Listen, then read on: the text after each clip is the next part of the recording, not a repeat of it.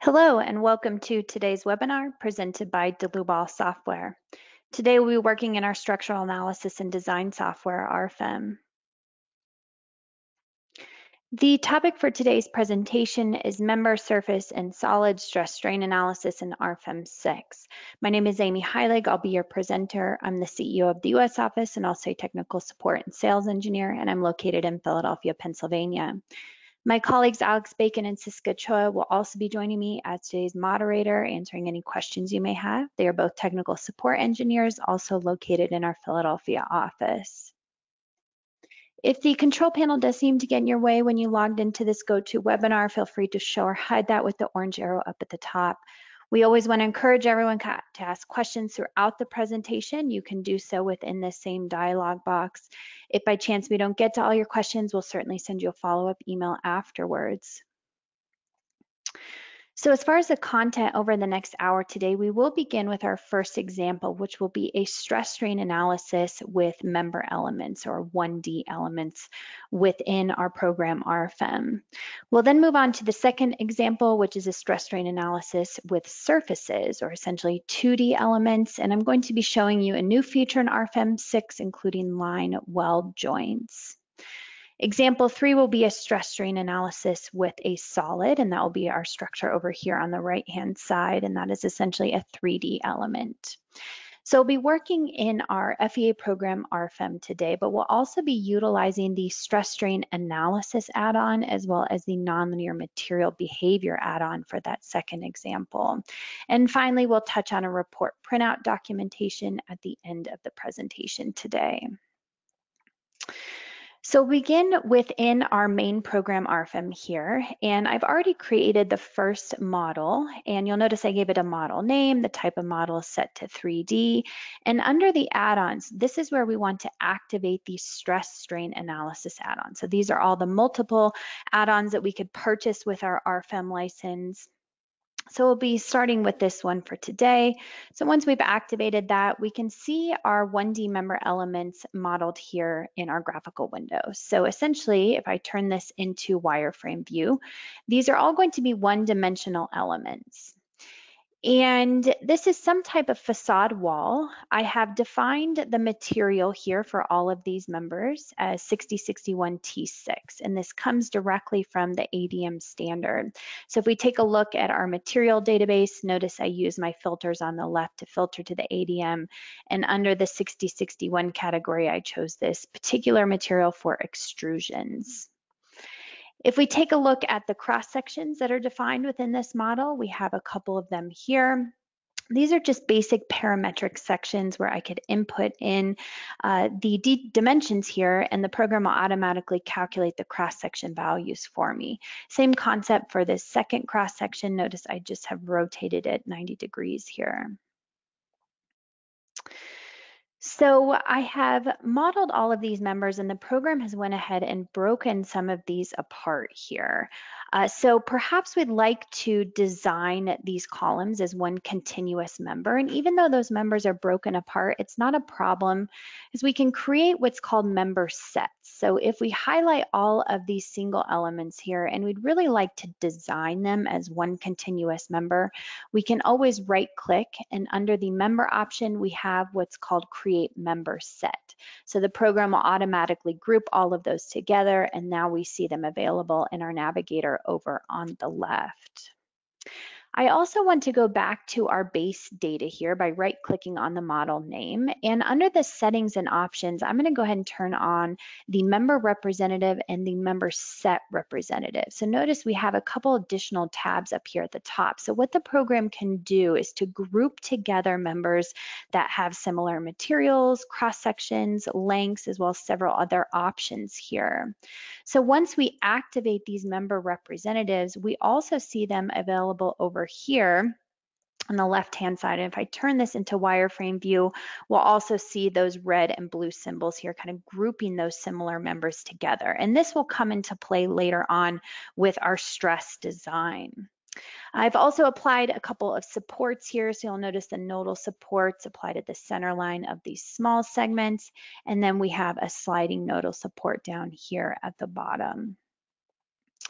So now moving on to the loads. I have created two basic load cases for our facade wall here, just a basic dead load. Notice self-weight is active, and I've also created a wind load case. So once those load cases are created within this dialog box, we would actually apply the loads to the structure. And again, for the sake of time, I went ahead and did that. So if we turn on our loads for dead load, you can see that this facade wall is likely going to be supporting some type of glass panel. So I wanted to attach the glass panel and represent them as basic point loads along these horizontal members.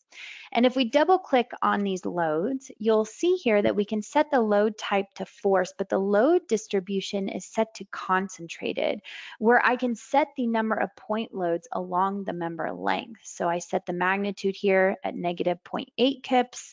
In the global Z direction, we have 2 point loads along the member length set at a distance of 10% of the member length, then an additional 80% of the member length. And not only that, but with these glass panels that we're trying to represent, perhaps they're not necessarily applied right at the center of these members. So we have the ability here to turn on the eccentricity of these point loads. And now we get an additional tab here where we can apply an eccentricity. I've set this to 6 inches in the local Z direction of the member based off the center of gravity. So now we have an additional torsional moment applied to these members based on these glass panels being attached there. You can also modify this to the shear center as well. So I've applied these point loads not only to the bottom horizontal members, but you can see them applied up here, the upper members as well. Moving on to the wind load, we can see that wind load generated here as a lateral load, and I took advantage of our load wizard over here in the project navigator and what's called the member loads from area load. So if we take a look at this applied load, you can see here that I've set the load direction in the global X direction here based on the global axes. The load magnitude is set at 0.02 kips per square foot. And then under the second tab, this is where we have two options. Either we could use the ability to select the corner points of the area load, or we can select the cells graphically. So the program can actually detect here these closed cells between members.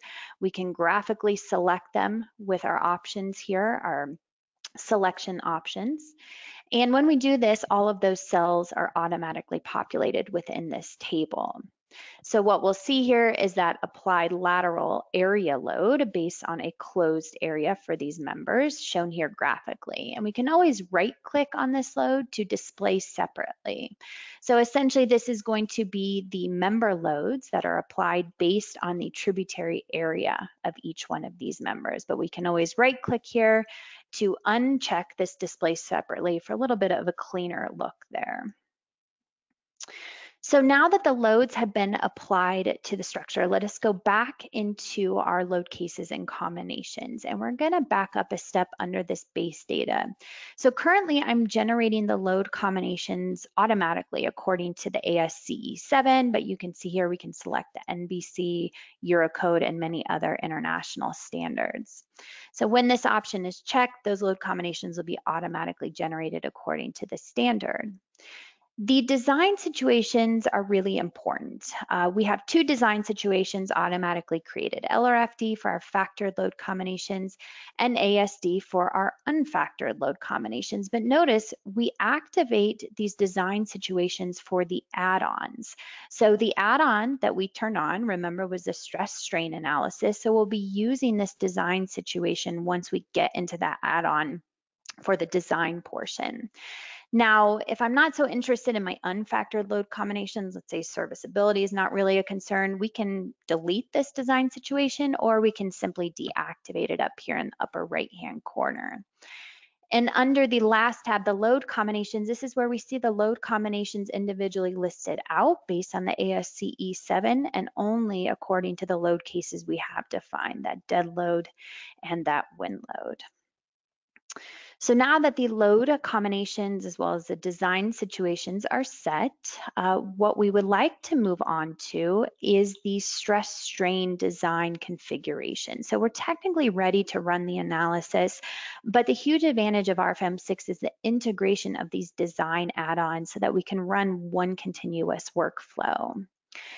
So what I'd like to do is to right click on my folder here to collapse all these folders. So maybe it's not so overwhelming. And because we have activated that stress strain analysis add-on, we now see an additional folder over here on the left. And included in this list is what's called the member configurations. So we'll double click on this to take a look at the default options. Now, notice that these are all of the available stresses that we can calculate for these members, and that includes normal stresses based on axial loads, based on bending loads, and the list is rather long, but we've taken the liberty here to suggest a few of these stresses that you might be most interested in. For our example today, let us assume that we really are only interested in designing the von Mises stresses. So when I take a look at this, I make sure my checkbox is on, and notice for all these stresses, the equations along with the variables are listed over here on the right. And in the second column here is where we set the limit stress type. Now, currently it's set to the limit equivalent stress. What this means is the program is going to refer to that ADM material to determine what the limiting stress value is. Now, alternatively, we can set this to user defined, and I can simply type in the user defined limit in this third column. But let us go ahead and leave this for now set at the limit equivalent stress. The other nice thing about these configurations is that we can give this one a name. We'll call it von Mises. We don't necessarily have to apply the same configuration to every single member in the model. So if I'm interested in applying the von Mises here only to my vertical members, I can graphically select them here. And once I click OK, we'll see those members populated in the upper right-hand corner. Now I can make a copy of this configuration, and instead of von Mises, let us turn on the equivalent stresses based on the Tresca hypothesis theory. And we see the relevant equation here that will be used. We can give this one a name that will be called Tresca. And we're going to assign to all of our horizontal members. So we can select these members one by one here using our selection box. And once we're done with this, we click OK and we see the members populated in the upper right-hand corner.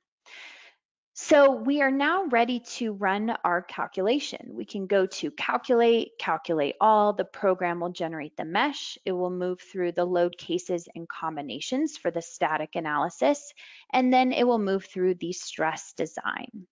So once this calculation is done running, you'll notice that we can view any one of these load combinations, for example, from our drop-down menu. And over on the left, we have both the static analysis and the stress strain analysis. So if we start off with the static analysis, we can view information like our global deformations, our support reactions, but of course, we're interested in here all of the available stresses as well. So we can view these stresses on the member, including normal stresses, shear stresses, of course, the von Mises stresses. So again, this is the static portion of the analysis. But we're also interested in the stress design based on those configurations that we've just set. So what we can do here is to jump to the stress strain analysis within this dropdown. And if we take a look at our table results, you'll notice that we actually get an error for each one of these stress ratios. It just simply says non-designable. So we'd like to take a look at this in a little bit more detail. And I'm going to go into my result details here. And this is going to give me a little bit more information. It tells me no limiting stress defined. Please correct in the member configurations. Well, if we refer back to our aluminum material, and I'll visit this here under the basic objects, the materials, we take a look, You'll notice that the material values have many different values set here under the strengths, depending on if the member is in tension, in compression, and shear, and so on. So aluminum materials are a little bit different than, say, what we would see with steel. A36, for example, has a very clear yield strength of 36 KSI, but aluminum ADM materials do not. So the program simply doesn't know which one of these to refer to. So we can easily fix that here by going back to our member configurations. And under our von Mises configuration, instead of using the limit equivalent stress, perhaps we set this to user defined instead, and we pick one of those strength values for that ADM material, such as 35 KSI. And under the Tresca, we need to do the same thing. So we'll set this to user defined, and we'll also set this to 35 KSI. And we click OK. So if we revisit here our stress strain analysis, we see here our input data, and we see the design situation. Remember that LRFD design situation, and we're designing all of our members. So our static analysis remains the same here, but we do need to rerun the design portion according to this add-on. So we'll go ahead and initiate that, and now we should see some results here available in our table format. And we can take a look within this dropdown, the stresses on members. So we look at the tab here, stresses on members, and sure enough, we have our column here of existing stresses for each of these members, but we also have the limiting stress of that 35 KSI, and ultimately we're getting a stress design ratio. Now we also can view these stresses by member set. So remember those continuous members that we created for these vertical columns. We're also going to see our stress design ratios for each one of these continuous members. If you also remember, we activated the member representative, and we're only getting one value here. And we can think of this more so as an envelope solution. So we're grouping together all of those horizontal members, and we're going to give you one value here for the existing stress, the limiting stress, and the stress design ratio. Same concept for the member set representatives. The other thing that we can view for any one of these results here in our table format is to take a look back at these result details. If you remember, this is where we got more information about our error message, but now that it solves, what we actually see is the stress ratio. We see that same equation given to us on how we're going to calculate, for example, the von Mises stresses. We see all of our variables given. And what else is nice within these details is we can turn on the stress diagram within this section. So currently we're looking at that cross section at the location of x equals 0.5 feet along the member length. And we're currently viewing those von Mises stresses graphically here, but we can use the drop down to choose the third option, stresses, here as well. And the stresses is going to allow me to view all of the normal stresses. Perhaps I want to take a look at the shear stresses. So we can add this information to our printout report and just get a little bit more information about what's going on for this particular section at this X location. Now, of course, in addition to the table format, we have all of our information shown graphically here under the stress strain analysis. For example, we can view the stress design ratios that are currently turned on according to Tresca, or perhaps we want to turn on the stress ratios according to the von Mises. Okay, so that will wrap up this first example with one-dimensional members. For our second example, I'm actually going to create a new file because we will model this one from scratch. Pretty basic structure, so we'll give this the model name of base plate, whatever that may be. And the type of model will be set to 3D. And under the add-ons, again, we want to activate the stress strain analysis. And we're also going to activate for this second example, the nonlinear material behavior. So we'll get into this a little bit later on, and we can click OK. So now we're presented with a brand new model here within RFEM. And the first thing I'd like to do is to right click on my grid settings down here at the bottom. Well, currently everything is based on a spacing of 1 foot. So I'm going to go into my units here, and instead of using the lengths unit of feet, I'm going to change this to inches because we're going to be working with a much smaller scale here.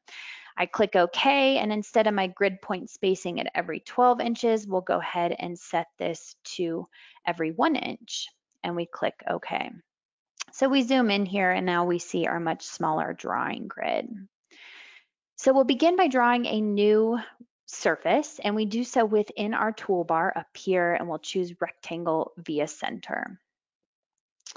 And we need to generate a new thickness and material for this surface. So we create a new definition type here. The thickness is going to be set at 0.5 inches, and we need to create a new material from our material database. We can use our filters over on the left to choose steel, to choose the AISC 360, for example, and we can choose A36 for plates.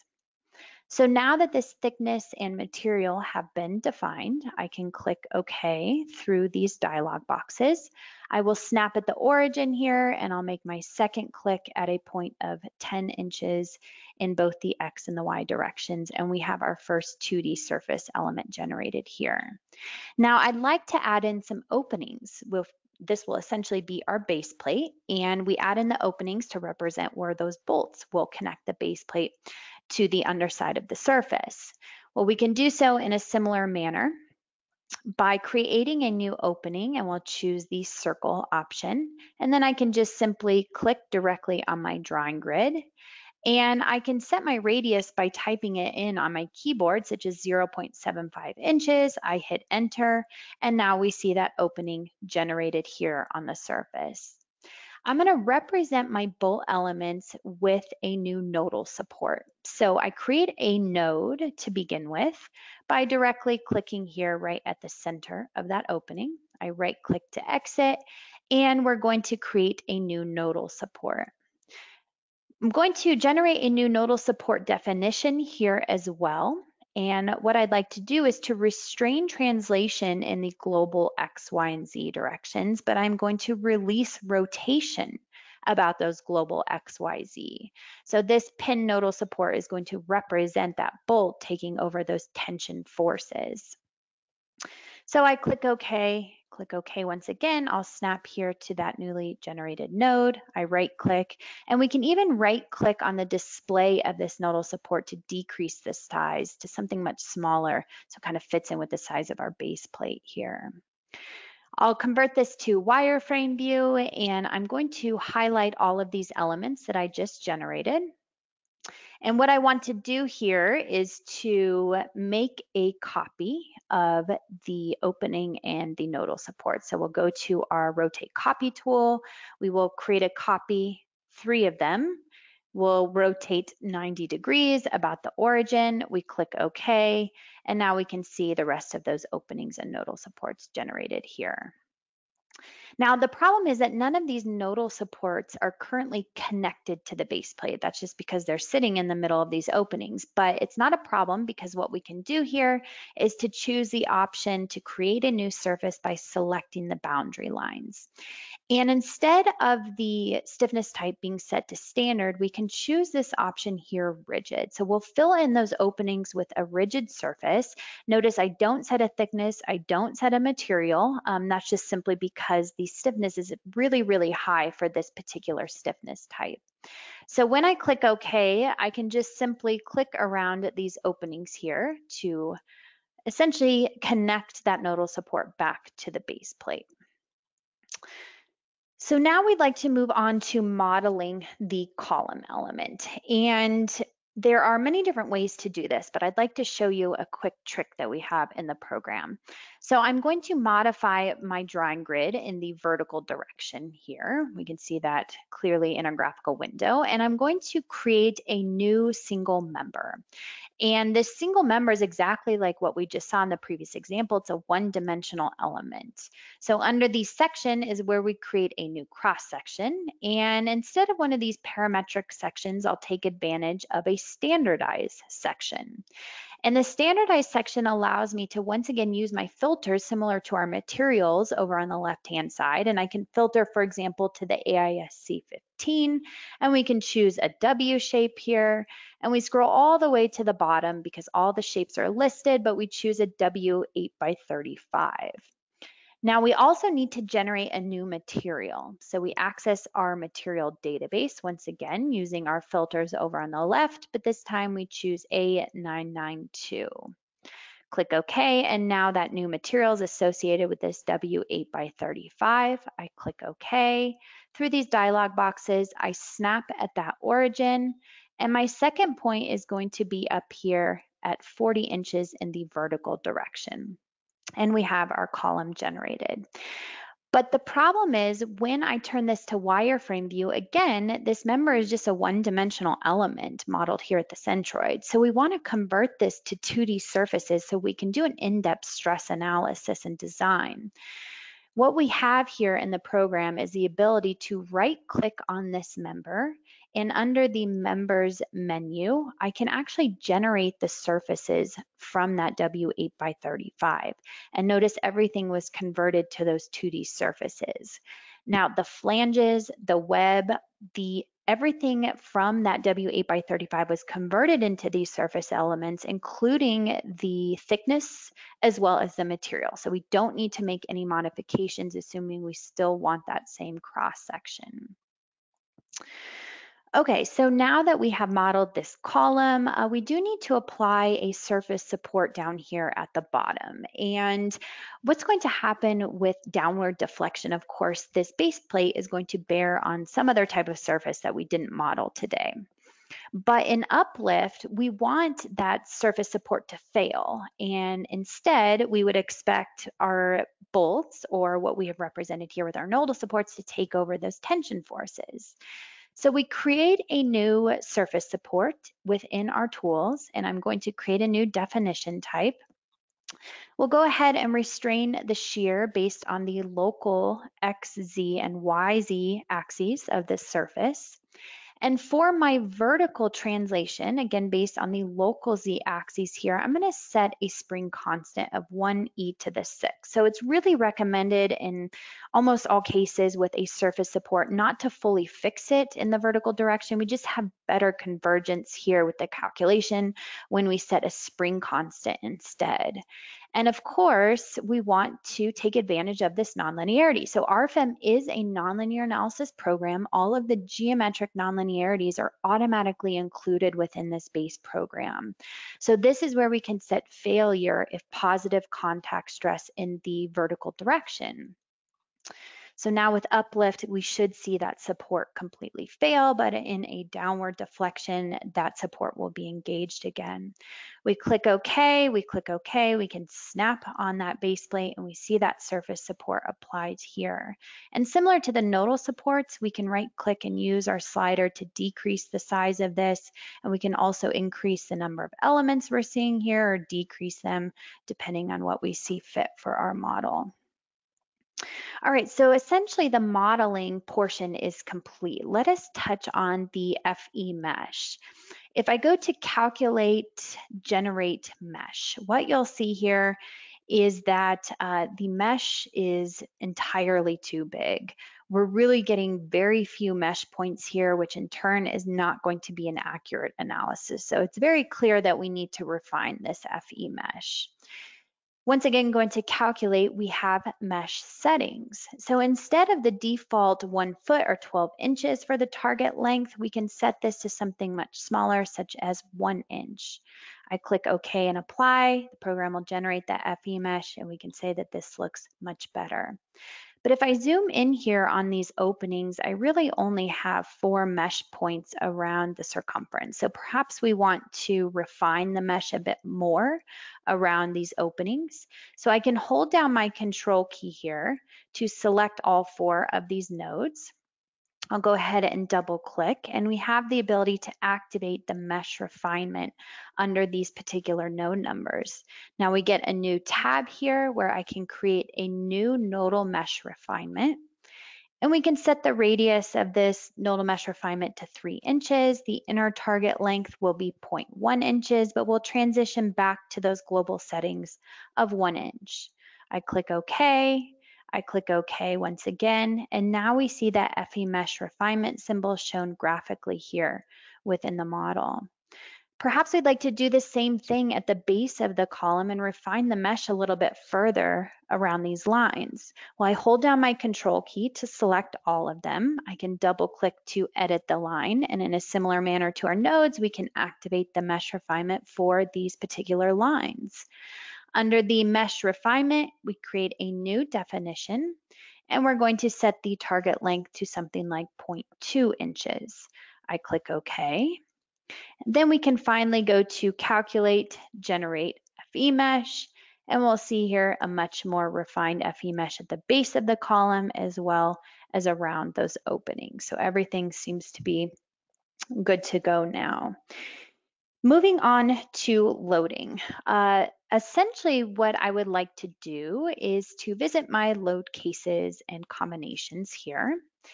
And we have a default load case that's always created called self-weight. We'll let us go ahead and rename this one to dead load. We can leave the self-weight active here.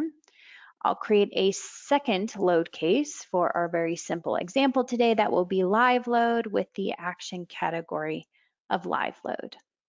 So now that these two load cases are generated, what we'd like to do is to actually apply the loads to the structure. And the loads are going to be applied as a point load at the top of this column. But the problem is if we apply a point load as the model is now, we're going to get a singularity because that load isn't going to be distributed over the entire face for the top of this column. Well, we can fix this by drawing a new surface yet again, and the type will be rectangle. And we're going to set the stiffness type to rigid. So we know we're familiar with this rigid. We set it at the openings where our bolts are located. So we'll use the same stiffness type here. I click OK. I click once on the left of the structure and a second time on the right of the structure. And if we turn this to a rendered view, we can see that rigid surface shown here. So now I can create my first point load, and I'll do so by activating here a new nodal load. I get my dialog box where I can change my load case here to dead load, and I set the force as -20 kips in the global Z direction, and I can graphically choose which node to apply here, node number 14. If I hit apply and next, the program will automatically apply that load within the background, but I'm still within the same dialog box so that I can use my dropdown to choose live load, modify this magnitude here to 5 kips in the global Y direction. I click OK, and now we should be able to select this node, click OK once again, and we see that lateral load applied here. So going back to dead load and live load, both of those loads should be sufficient. Going back into our load cases and combinations, we've created these load cases, but we want to combine them, of course, into a load combination. And we also need to check out our design situations. So back under the base data, if we're thinking, well, we'd rather manually create those load combinations instead, all we need to do is to simply turn off the combination wizard. And notice a few of those tabs disappeared here at the top. So what this gives me the ability to do is to still create these design situations, which were automatically generated based on the ASCE 7. But perhaps, again, I'm not interested in my ASD design situation. I can completely delete it. I can even take this design situation here and rename it if I'd like. So we'll just call this one design situation 1. Maybe it's a little bit more code independent, but it's still active for this stress strain analysis. Remember, we have to have a design situation that all of the load combinations are placed under for these add-ons. So looking at our load combinations tab, it's empty because we need to manually create these. So I'll generate a new load combination here. Perhaps we change the static analysis settings to linear first order rather than second order. And under the assignment, we can select both dead load and live load. We could adjust the load factors if we'd like. We'll go ahead and leave this as a simple 1.0 dead plus 1.0 live. We click OK, and now we should see that load combination available to us along with both of those loads being applied here graphically. All right, so let us talk about those stress strain configurations. Remember, because we have activated the stress strain analysis, we have this folder available to us over on the left-hand side. I can right click here to collapse all of those again so it's not as overwhelming. And the first thing I'd like to do is to right click on these settings for the stress strain analysis. Now, by default, in order to design the strain, it's actually turned off. We'll still get the strain analysis results in the static analysis portion, but as far as the design within this add-on, we can activate it here with the strain analysis. So we'll see how that looks a bit different from our previous example. And I click OK. So now instead of member configurations here, we have surface configurations because we have only 2D elements within this model. So I take a look at my configuration details, and this list should be a little bit different than what we saw with our members. So we see all of the available stresses we can calculate, the relevant formulas over here on the right-hand side. And again, we've taken the liberty to check on a few of those that we think you'd be most interested. But for us, what I'd like to do today is to only activate the von Mises max. And we see the equation given here. So just to keep it simple for this particular example. Now, the limit equivalent stress that it's going to refer to, this should not be the same problem that we had with the ADM material. We know with A36 material, with A992, we only have one yield strength. So that should be fine for this example. Notice under these strains, we have all of the available strains that we can go ahead and design as well. Now I'm going to turn most of these off. We'll only activate the von Mises strain. Notice you can set here the plastic strain limit. So this strain limit is only applicable when we're actually doing a plastic nonlinear material design, which we will be in just a minute, but just know that the second column is only available for that nonlinear analysis, not for the linear analysis, which is what we're currently under. So this is going to be assigned to all of the surfaces. I click OK. If we want to take a look at here within our dropdown, the stress strain analysis input data, remember we have our single design situation here. The objects to analyze, all of my surfaces are turned on. We also can turn on what's called the stress ranges. So we activate this for all of our surfaces. What this just means is that we'll be able to give you the minimum stress, the maximum stress, and the stress range for each one of those surfaces. And we'll see what that looks like in just a minute. So we're now ready to run the calculation. We go to calculate, calculate all. The program generates that mesh. It will now run through the load cases and combinations for the static analysis. And then we move on to the stress strain design. So we're currently looking at our load combination, and we see here our static analysis results. And we currently have the deformation turned on, but we're probably, again, most interested here in topics like our surface stresses, and we can view the surface strains. Now, again, with the static analysis, we have everything available to us. It's just the design portion that we limited it to the equivalent von Mises stresses, for example.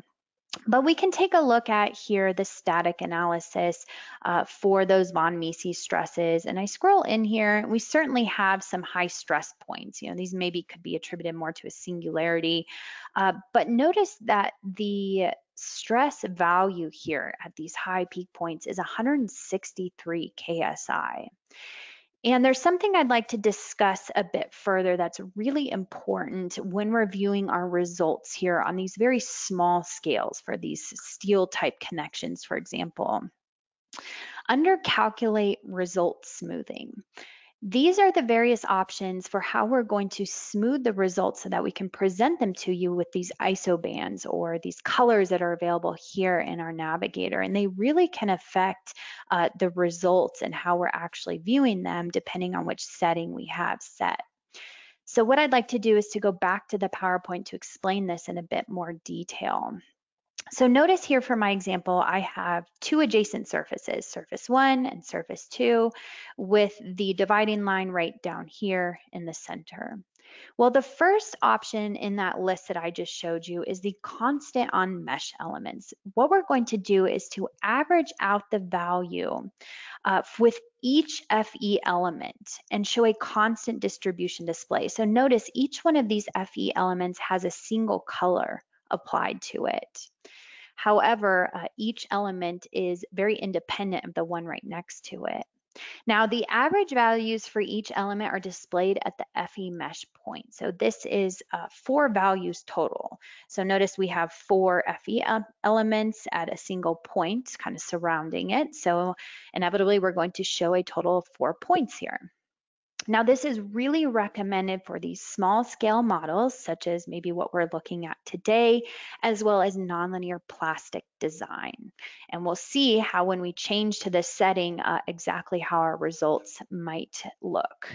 The second option is non-continuous. This is where we have a varying distribution over each element. So notice now for each FE element, we might have multiple colors here, but there's still a non-continuous display between the adjacent elements. So each element is still very independent from the one next to it.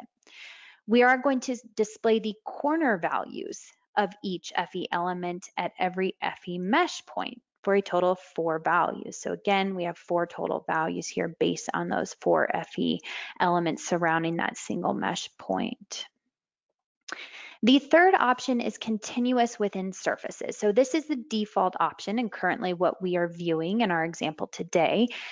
Essentially, we are going to use a smoothing algorithm to smooth these results between all of the elements within a single surface. So now notice that surface number 1, all of these values are kind of tied together between all of the elements, yet it's still a non-continuous display between adjacent surfaces. So each surface is now independent. We're not going to tie those values together.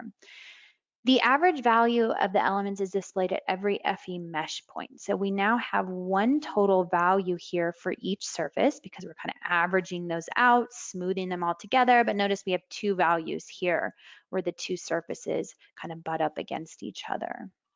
Now, the final option is going to be continuous within all surfaces. So we use that smoothing algorithm to smooth all results between all elements in the model. And there's now a continuous display between the adjacent surfaces. So now we're not going to really see that boundary line between surface 1 and surface 2 and can kind of tie all of those isobands and colors together. We're also going to have one average value of each element displayed at the FE mesh point. So now one value is given here. So let us go back to our example to see how this really affects our results and if it makes that much of a difference. So again, the default option here is continuous within surface sets or otherwise within surfaces. And our von Mises stress is 163 KSI. Well, I'm now going to modify this to constant on mesh elements. I click OK, and remember that's that first option we covered in the PowerPoint where each FE mesh element has its own average value.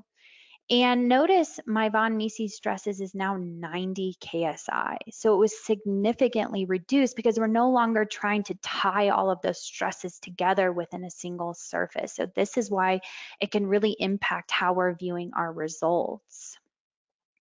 So now that we have changed this, notice I didn't need to rerun the static analysis. It's just really how our results are presented to us. But what I would like to do is to go to the stress strain analysis here, and we do need to rerun this calculation. The program says, well, wait a minute, looks like the stresses I need to compare to have changed. So now we can view here the stresses on the surface. And when I take a look at, I have my existing stresses in my first column here, the limiting stresses, which are either 36 KSI for my A36 material or 50 KSI for A992. And ultimately, we're getting a stress ratio. And what we see here are the stress ratios are very high. 2.06, for example, well, we clearly know that these materials are not going to be able to take on these high of stresses. They're simply going to yield before we get to this point. So this might flag us that, okay, it might be ready to move on to a nonlinear material analysis instead. And it's actually quite simple to make that change here within the model. If we go back to our materials here in our project navigator, if we take a look at the materials tree, and in particular A36. So I double click on this material, and what you'll notice is that the default material model is an isotropic linear elastic. So just a simple linear material default in the program. But if you remember, under the base data, I activated the nonlinear material behavior add-on. This add-on now releases all of the nonlinear material models. And for us, we're going to take advantage of this isotropic plastic for surfaces. Now under the second tab, we can see here the yield strength is set at 36 KSI. So essentially none of those FE elements should exceed this 36 KSI. Under A992, we can make that same change by changing it to an isotropic plastic. And notice under our second tab, we have a yield strength here of 50 KSI. So once we have made that change, all that we need to do is to rerun the calculation. So the program needs to go back through the static analysis. It's also going to go back through the stress strain design. You'll notice it takes just a split second longer here because we now have a nonlinear material. But ultimately, reviewing the static analysis for this load combination, we go back to our von Mises stresses, and maybe I isolate this based on our base plate here for my visibility. And sure enough, I look at my highest stress here and it's 35.997. So nothing is exceeding that 36 KSI. Essentially, with this nonlinear material analysis, the program is going to apply the load. When that FE element reaches the yield strength, then the load is going to be distributed to the adjacent elements. It continues to do so until the load is fully distributed. And we can actually see within our static analysis as well, the option for the criteria. So we activate the criteria and the program will tell us exactly which elements have fully yielded. Perhaps we go back to our von Mises stresses and maybe I show the reverse visibility here. So we're only viewing our columns. And again, the highest stress is 49.819. I should never see any of those element stresses higher than that 50 KSI. So that's as far as the static analysis, but under the stress strain analysis for the actual design, we can view here the stresses on the surface, and I'll cancel out of my visibility so everything's visible in my table.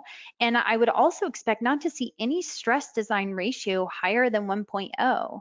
So within the existing stresses is this column here. The limiting stresses either 36 or 50 KSI, and here are the stress design ratios, 1.0, 0.996, 0.989. Again, because we're never exceeding that limiting strength.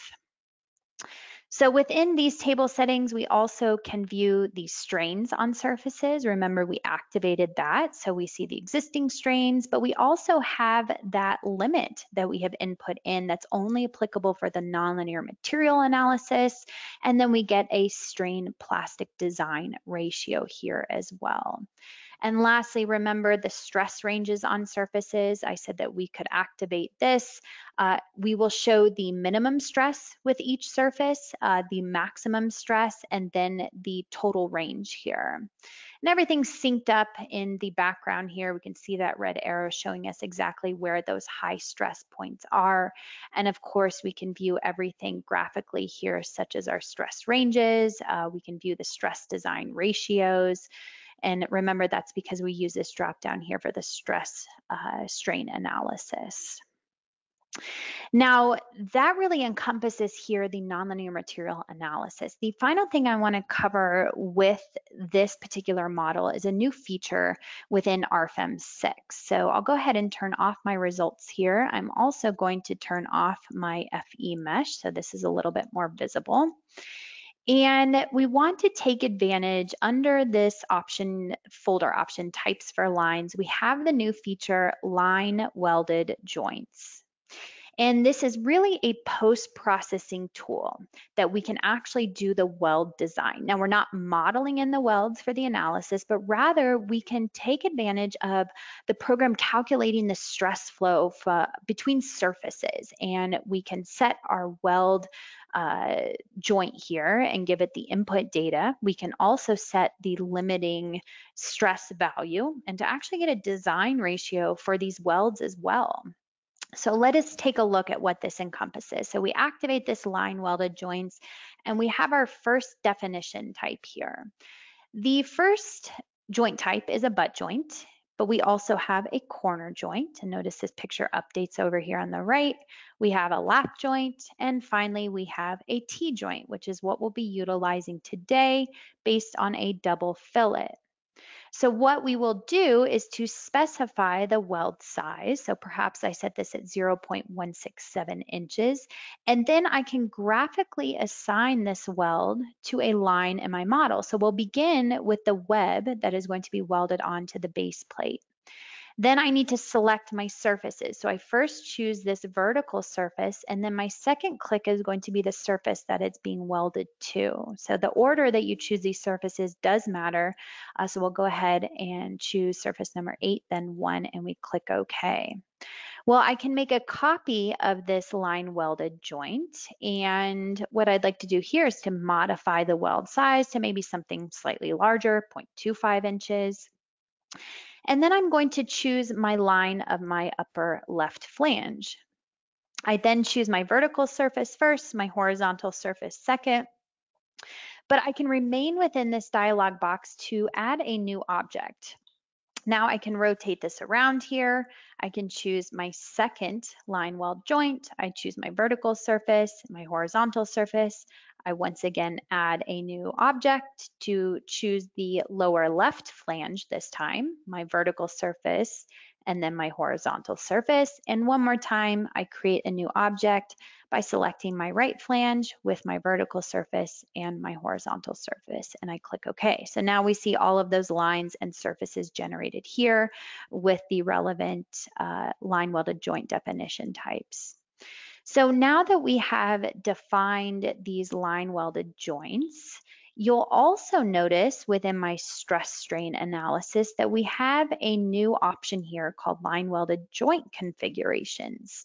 So if we take a look at the default settings here, once again, we have the various stresses that we can calculate based on this new weld. So we have here the weld throat stress due to normal loads, due to bending loads, shear loads, and so on.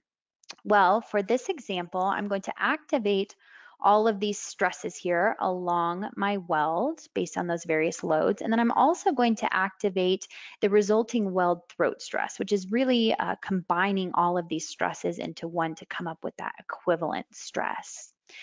Under these special options, this is telling the program how do we want to smooth those stresses along the weld in order to calculate the stress design. So we can just set this to none for right now. And all this means is that the program won't smooth those results, but perhaps we're doing a hand calculation. Maybe we'd want to change this to linear or to constant for a little bit easier comparison as opposed to comparing to the none option here, which won't smooth over those results at all. The stress distribution for the fillet welds can be set to simplified here. We also can take advantage of the weld eccentricity within the calculation as well. So now that we have set all of these various settings, we also have the ability here to set the limit stress type. So currently it's set to none, but we can use the option here, user defined, and for this equivalent stress, we would input in the strength of our weld. So perhaps this one's 57 KSI, for example, or whatever it may be. So now that we're done with these configurations, we click OK, and under the stress strain analysis input data, notice that we have here a new option to calculate the line welded joints, which is automatically turned on. So we can run this calculation here directly within the table. The program needs to run through this load combination, and we're still running that nonlinear material analysis, so keep that in mind as well. And then it will run through the stress design. So we've already covered the stress design of the surfaces. So rather what we'd like to do is to take a look at the stresses in the line welds.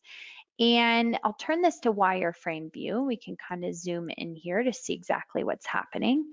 But we see for each one of these lines that we applied the welds, we have the existing stresses. We have our limiting stress here for that equivalent resulting weld throat stress. And then we get a stress design ratio as well.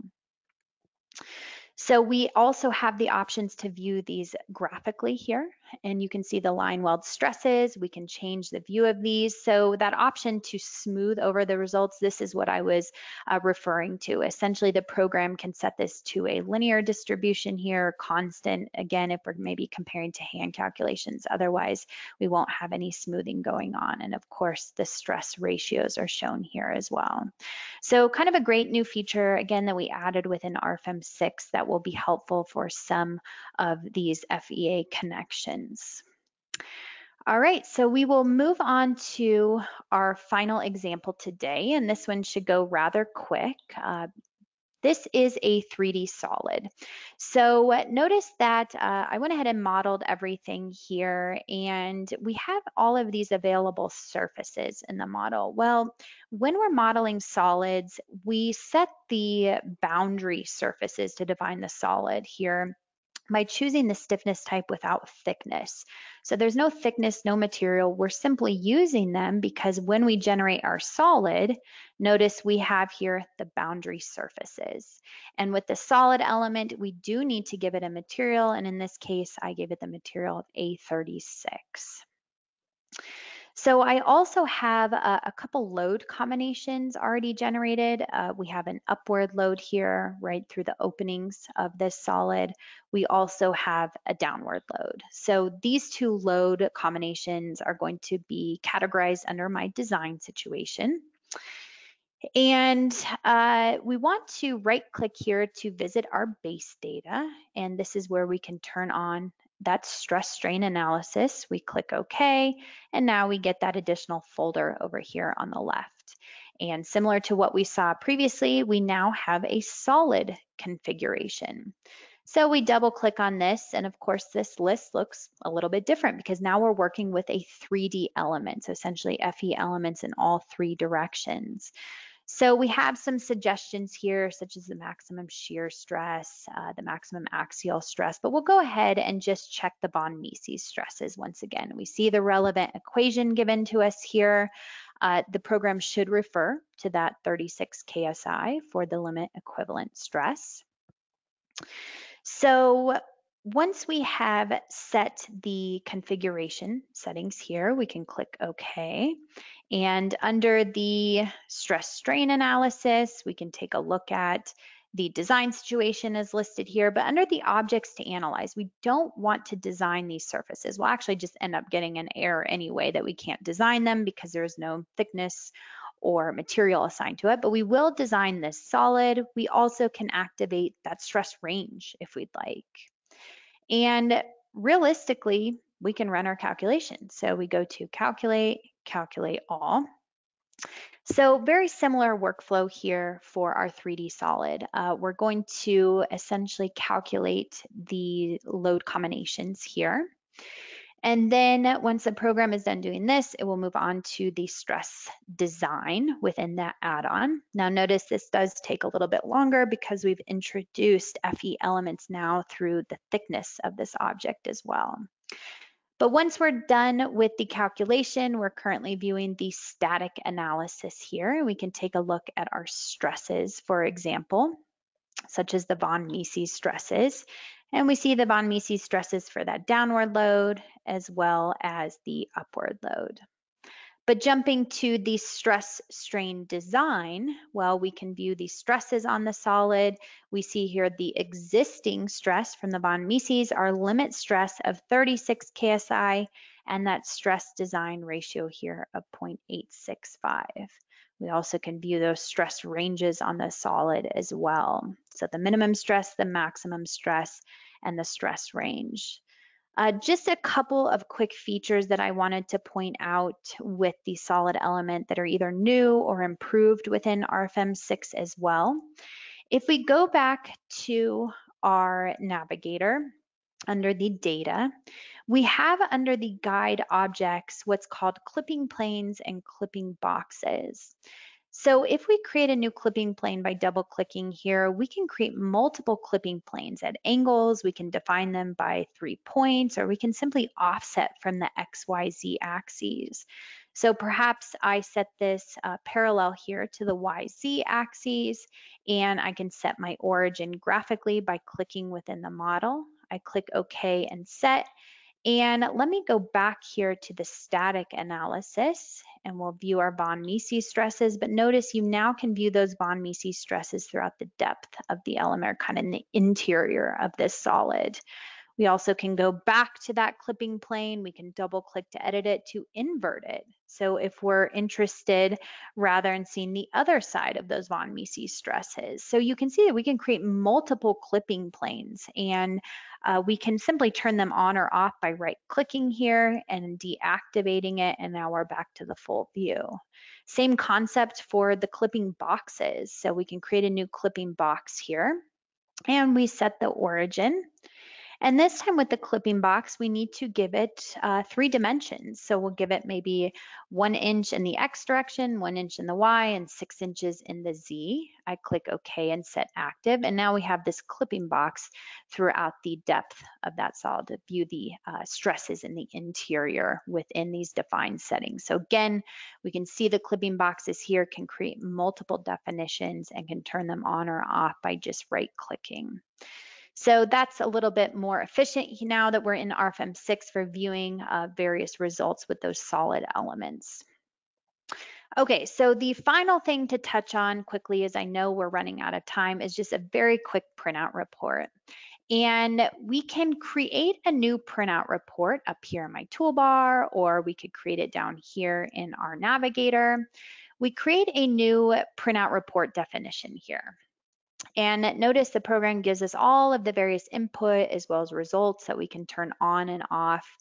We also can load some saved templates here. So we have default templates, including the stress strain analysis, where we've kind of turned on some of the information we think you'd be interested in. You can create your own template for the printout report.